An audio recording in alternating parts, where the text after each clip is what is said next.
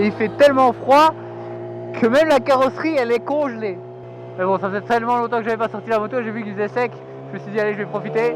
Tant pis pour le froid, on va braver le froid et on va aller rouler un peu. Histoire de vous faire une vidéo parce que je crois que ça fait quand même gavé longtemps qu'il n'y a plus de vidéo. Bon, par contre il fait quasi 0 degré au matin, il fait moins 2, moins 3. Donc on va quand même faire attention à pas se prendre une plaque de verglas. Déjà que je l'ai déjà fait tomber une fois à l'arrêt, toutes mes motos sont tombées. Il n'y a pas une que j'ai pas fait tomber. Celle-ci elle est tombée avec Suleiman. Je sais pas si vous connaissez Suleiman, je vous mets son Instagram là. Alors on a eu la bonne idée de mettre nos motos parce qu'il a une R1, que je vous ferai un essai, une R1 qui dépasse les 222, pareil apparemment 240 chevaux. Elle a été préparée pour plus cher que la moto en pièces. Et bref, on a garé les motos pour aller manger une glace cet été, dans de l'herbe. Et forcément, est arrivé ce qui devait arriver. Ma moto, elle s'est entassée dans l'herbe et elle est tombée sur la sienne. Et du coup, j'ai une jolie petite balafre. Mais tu vois, c'est toujours des conneries pareilles. Mais bref, elles sont toutes tombées, quoi. Et comme ça fait longtemps que j'ai pas roulé à moto, ça fait plaisir. Et il fait pas encore trop froid, ça va. J'ai mis les petits gants hiver là, une petite veste en cuir, un petit parcours et franchement ça va. Bon, après je roule qu'à 50 km/h. Peut-être que si je roule à 250, j'aurai un petit peu froid. On va tester après. Le bruit du SC Project il se fait un peu plus. Bon, elle fait pas un bruit de fou de dingue, mais c'est pas trop mal, c'est pas trop mal. Parce que je me dis, soit j'achète une ligne complète. Au début je voulais le faire sur mesure avec la ligne d'origine, la découper, etc. Mais je me dis après pour la revendre, si elle fait un boucan monstre, il y a plein de gens, ils vont pas me l'acheter juste à cause de ça. Ce serait quand même un peu con. Merci, j'étais un peu grillé la priorité. Du coup, je pense que je vais la laisser comme ça et peut-être j'achèterai une ligne complète si je me fais chier.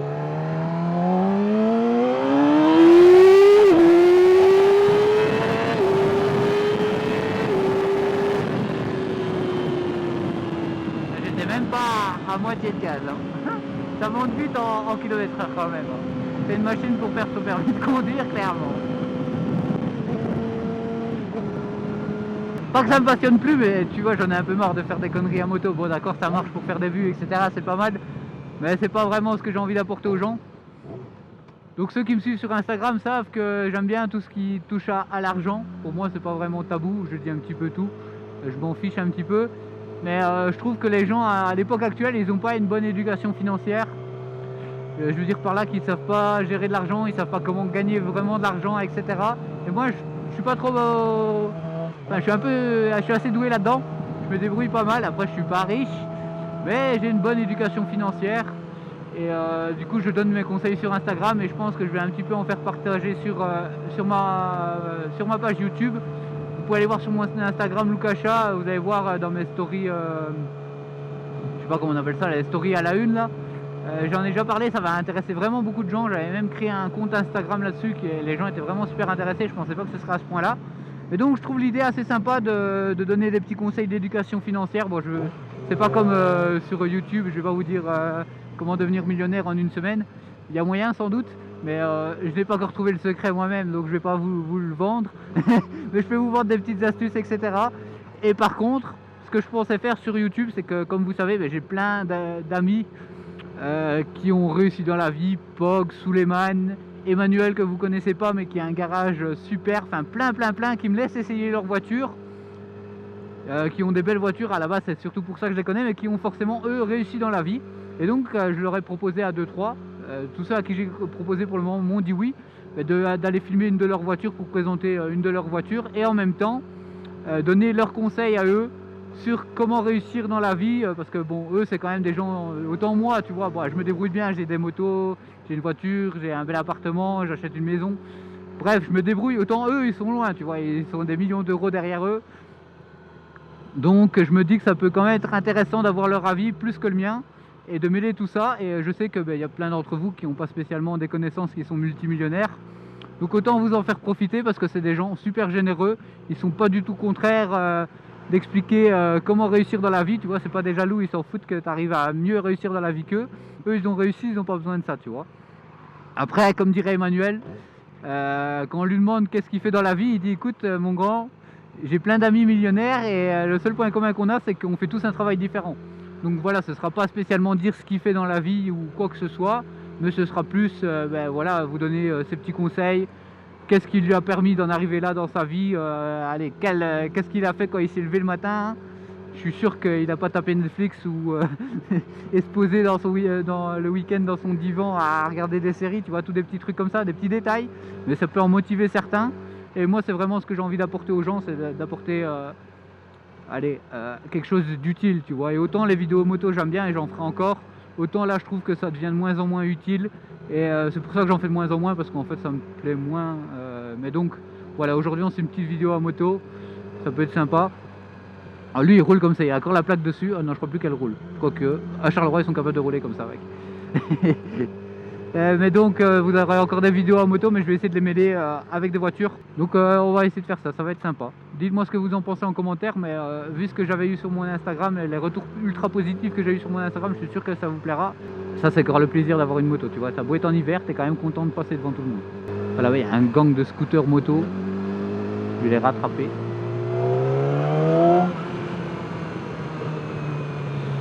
Eh ouais les bros, moi je passe devant vous. Ah, le stunt ou le booster, kit mal aussi, tout le hasard. Ça c'est beau, ça frère. Ça c'est beau franchement. J'aime ça. Étonnamment, quand j'étais jeune, j'étais pas trop fan de scooter. Tu vois la photo qu'il y a sur Facebook là, où c'est un type en scooter et il a une espionnière derrière, et alors c'est un petit chien, un chihuahua qui a un Rottweiler derrière. J'espère qu'il a un peu le même sentiment, tu vois. Bon après c'est qu'une R6, mais ça va déjà pas mal. Ah, un petit tunnel.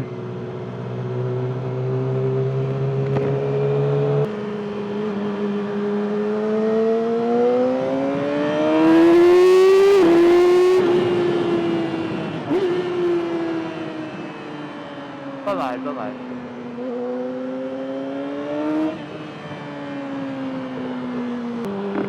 Elle fait un peu le bruit d'une Formule 1 quand même, hein, quand t'accélères un peu. Ouais, c'est une R6 gros. C'est pas mal, je sais. Putain, allez, regarde-moi ça, l'état des routes. Faut un super motard. Vous avez des routes comme ça, vous, en France? Allez, regarde-moi ça. Ça, si ça, c'est pas pour te tuer à moto. T'arrives le soir, tranquille, pédard à 80, boum, la roue avant qu'il plante dedans. Le petit sac Basic Fit, qui va bien. On va à la salle, on s'entraîne, on s'entretient. On va attraper un Dr Tank. Allez, s'il te plaît, c'est quoi de ça pour les routes? En fait, en Belgique, tu vois, les gens sous, ils roulent tout droit. Et les gens sains, je sais plus comment on dit, sobres, et ils font des zigzags parce qu'en fait on évite les trous. Ouais, c'était pas drôle celle-là, je te l'accorde, je te l'accorde. Je suis sûr, il y a moyen de guidonner juste en faisant ça avec ces routes de merde. C'est quoi encore que ça? Qu'est-ce qu'il a fait à sa bagnole? Il est en dessous sa voiture? Ah non, la roue, ok. Ok, normal. C'est Charleroi, on s'étonne plus de rien. La roue comme ça avec un gilet fluo dessus.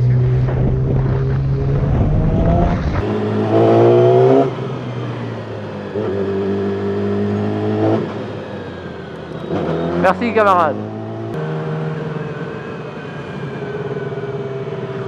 Oh, c'était un policier, il m'a même pas fait signe, bâtard. Ah, j'avais pas vu, c'était un poulet. Un flic, j'avais pas vu. Il m'a fait un salut, mais timide là. Il s'est dit, est-ce que je peux lui faire un délinquant avec une R6, est-ce que je lui fais salut ou pas? J'ai vu qu'il a hésité. Bon, l'état de la route, ça s'améliore pas avec les kilomètres. Hein. Aïe aïe aïe aïe aïe. Bon, alors ici, on va arriver à un carrefour ultra dangereux. Enfin, moi, il me paraît pas spécialement dangereux, mais il y a eu quelques accidents. Et la semaine passée, il y a un motard qui est mort. Je vais essayer de vous retrouver l'article, mais il est mort juste là. Comme quoi ça reste dangereux et vraiment pas de sa faute, le pauvre. Apparemment il était sur la bande en face qu'on va prendre nous. Et t'as une voiture qui est arrivée par là et qui a perdu le contrôle ici. Et il l'a heurté de face. À mon avis ça doit être quelque part ici où on est là. Je vais essayer de vous retrouver l'article avec la photo. Je crois que c'est ici sur la photo, j'ai l'impression que c'est plus ou moins ici. Apparemment la voiture a perdu le contrôle là, dans le virage. Et il l'a percuté ici de face. Et voilà, le pauvre il avait rien demandé, il était comme moi là, tranquille sur sa petite bande, et il s'est pris une voiture de face comme quoi. C'est ça le problème aussi en moto, c'est les autres. Hein. T'as beau être prudent, etc.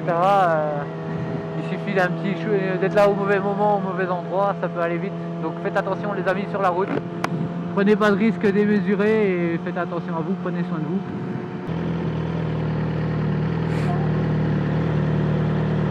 Je crois qu'elle a jamais vu un motard avec une caméra sur la tête.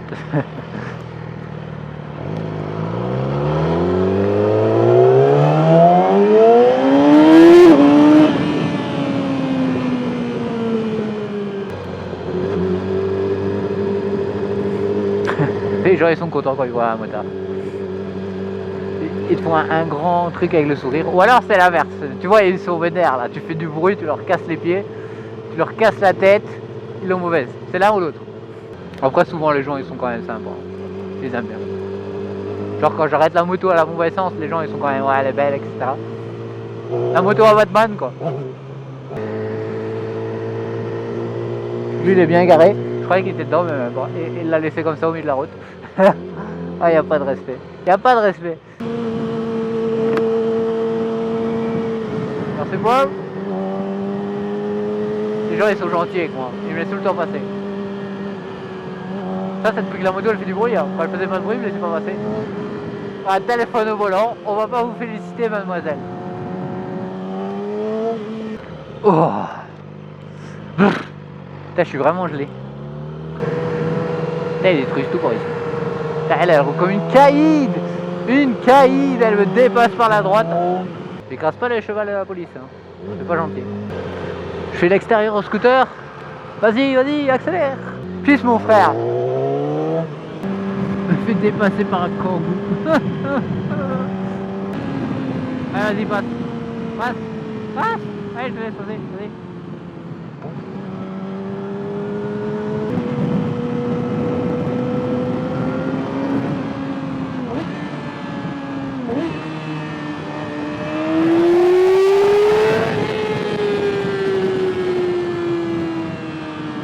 C'était pour le petit kiff.